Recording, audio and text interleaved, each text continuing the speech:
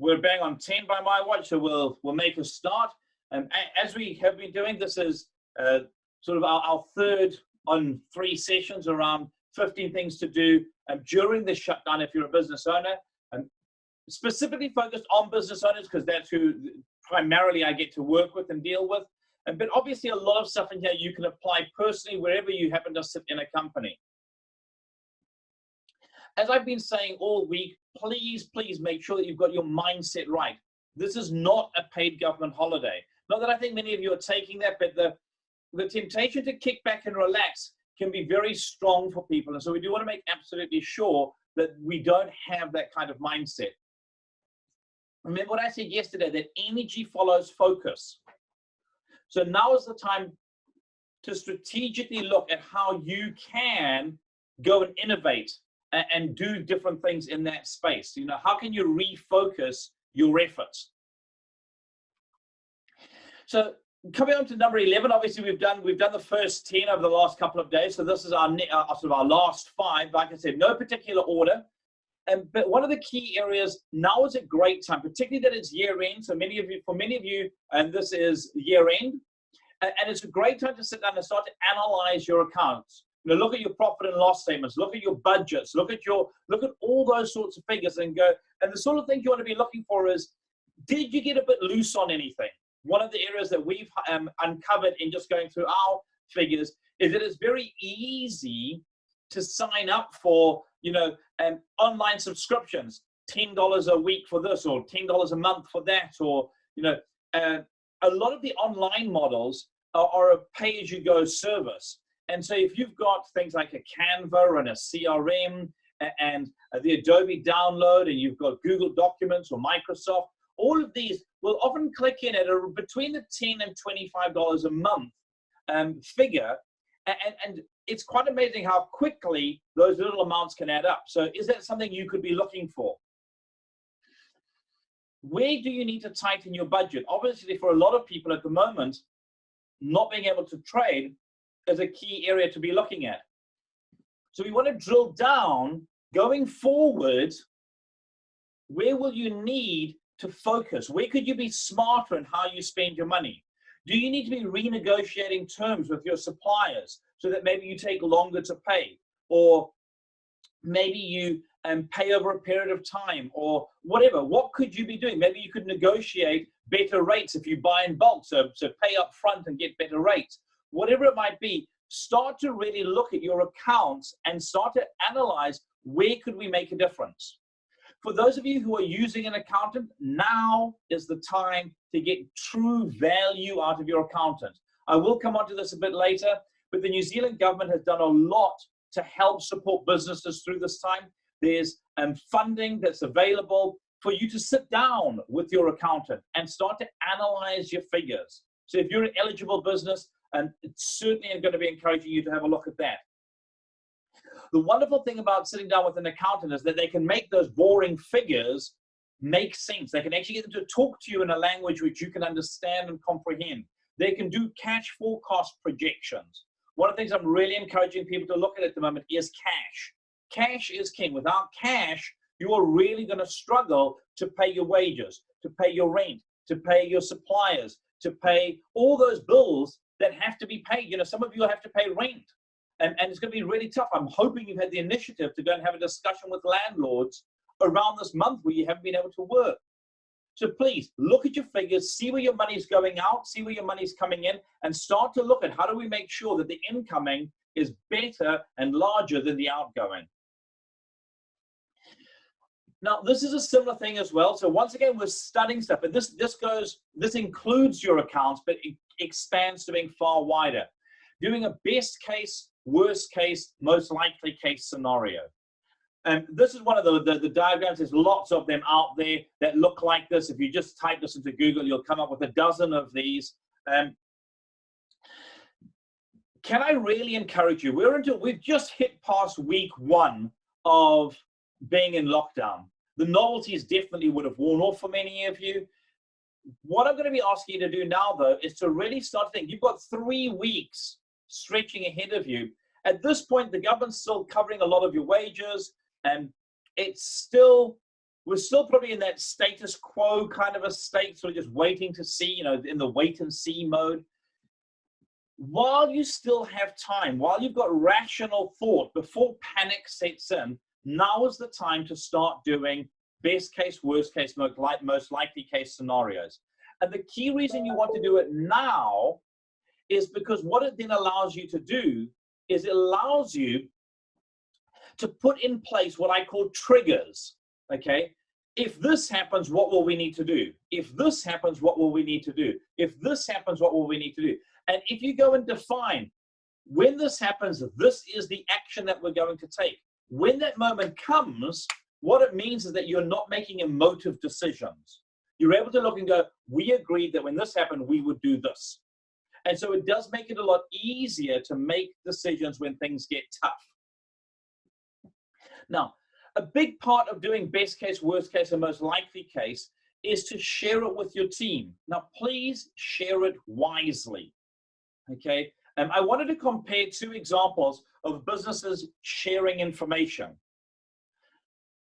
I'm a strong believer in getting your team on board. I believe it's a key part of a healthy culture, of a healthy organization, is to draw on the hearts and the brains of your whole team. Don't just get a body coming to work, get the whole person. And if you want the whole person, they need to feel invested in the company. And many people do. When you work for a company that you're passionate about, you feel invested. And therefore, you want to contribute. You want to see what you can do. I'm hearing some amazing stories of people offering to take pay cuts, saying, well, look, cut my pay a bit more because that person actually is in a worse position, so give that to them. You know, so there's lots of great stories out there. It comes down to culture and how you share information. Watching from the outside, the two companies I wanted to contrast were Fletcher's, okay? If you look at the way Fletcher's have done it, now they've had a bit of a rocky past over this last year. They've had many ups and downs. But one of the things that really shows through Fletcher's is I would pick that they don't have the strongest culture. There isn't a strong sense of trust. There isn't a strong sense that the team believes that management is making the best decision for everybody. In fact, in this particular article over here that was released yesterday, one of the comments that I noted in there is that Fletcher's was proposing that if you continued working, you'd continue getting paid. And then they had this staggered drop off in terms of, you know, after this many weeks, we're going to pay this much. After this many weeks, we'll pay this much. After this many weeks, we'll pay this much, which is what will typically come out of a best case, worst case, most likely case scenario.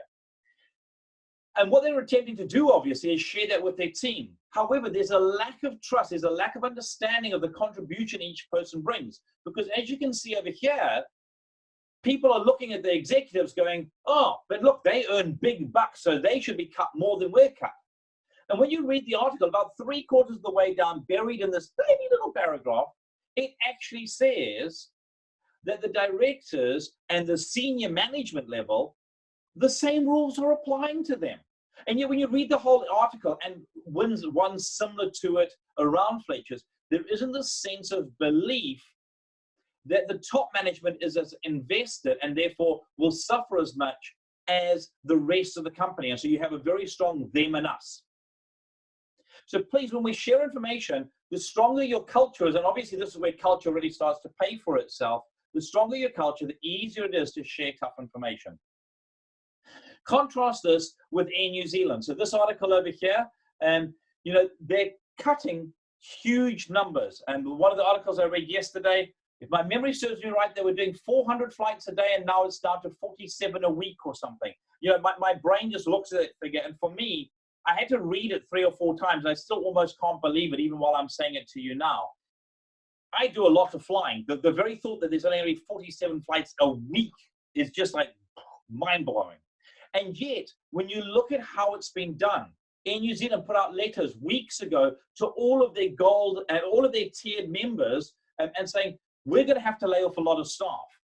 We train our staff incredibly well. We employ the best, we keep the best. If you have a job going, if you're in an industry that is fortunate enough to be looking for people, take some of ours because we have the best of the crop. You know, the contrast between the two is so massive. And it comes down to culture and the way the news is shared. Air New Zealand has been very transparent. Once again, from the outside looking in, they appear to have been very transparent and working very closely to help make this as easy as possible for people. So once again, when you share your information, please do it off the back of your culture, do it wisely and do it thoughtfully and do it caringly, because this is people's lives we're talking about, their homes, their families, okay? Do it well. Now, for those of you who've got team members stuck at home, and this is just a small smattering of the courses that are available online and the platforms that do courses. Now is an excellent time to train your team. Many of these platforms are offering free courses to help people get through this time. You can literally learn anything. If you want to learn nuclear physics, science, whatever it is, you want to become a rocket scientist, there's courses on that, okay? If you want to just learn how to negotiate better, there's courses on that. If you want to learn how to have difficult conversation, there's courses on that. If you want to learn how to do accounts better, there's courses on that. I challenge anybody to think of a topic that these platforms don't cover a course for. This is just a smattering of them. And once again, we have worked out how to upload these onto our website, and we'll be sharing the slides in a PDF format. And I will include in those PDFs a lot of the links that I've got to places like this. So I've got 2 websites that I use as my go-to for the top 7 and the top 50 best training platforms as of the beginning of this year. And so I will be sharing that in the notes when we upload them. Please, if you're going to personally do training, like I talked about yesterday, and where you're recording, perhaps how to enter it into a CRM, and you're getting other team members to watch that, it really makes a difference if you can do any training that you're doing. Let's say that you've got a live Zoom session, record it so that other people are able to do it. So please do think future. Think about induction. Think about how can we leverage this. Get team members to go on training and then cascade train. And many of you who have trained with us know that we always send out our little cascade training video. If you jump onto our website and just type into the search bar 101 cascade training, you'll get what cascade training is all about. But basically, anytime someone goes on a course, they share what was the course about from their perspective. What did they personally get out of the training, and what action do they think either they and or the team need to apply? So train your team and encourage your team to spread that training, cascade it through the whole organization. If you're going to use external trainers during this time, once again, this whole concept around cascade training that out again. I did mention that if you jump onto this website here, business.gov.nz, or your local economic development agency, and if you go through your Chamber of Commerce, they'll all direct you towards this website. Our government has been amazing around support for businesses. Please, I encourage you to reach out to your local economic development agency, to your regional business partner. So if you type into the website, regional business partner, it'll show you who to reach out to. There is training available and funding available to help you get through this time. So please do look and look what's available right here, right now, that's relevant to your business. Point number 14, please brainstorm ideas. The world is going to be different. It's rapidly changing at the moment. One of my favorite brainstorming models when I'm doing exercises with teams is something called Scamper. And this is something you get your whole team involved in. My challenge to you is to be adding ideas one a day at the very least from the whole team, really brainstorming around what can we do differently, looking at your organization. Now is the time to be thinking creatively, okay? Involve your whole team, as I've said. Pick one of these a day if you like, and just go through them on a circular basis. Where we look at our services, our knowledge, our skill, our ability, what could we substitute? What other markets could we put that into? Could we combine that with another business? Could we do joint ventures? There's so many ways to be creative. Now, please do have a process. You're going to gather a massive amount of ideas, and there's a very good model online. If you just type it in, effective brainstorming process, and this little model over here, and there's a template that is downloadable on multiple sites. It's taken as one of the best ways to take a mass of brainstorming ideas and narrow it down to those few that you can implement immediately and see a difference. So do encourage you to just go through a process, but keep the ideas coming in. No idea is going to be a dumb idea at the moment.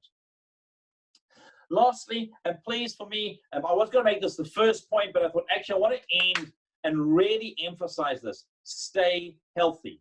You know, the old airline thing, put your mask on first. Okay.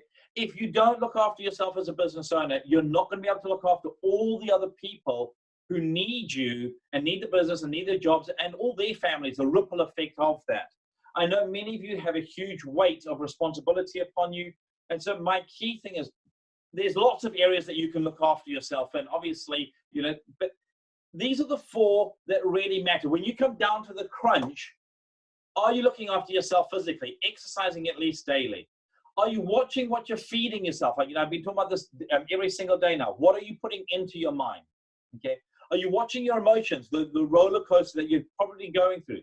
You know, where are you putting your energy and your focus?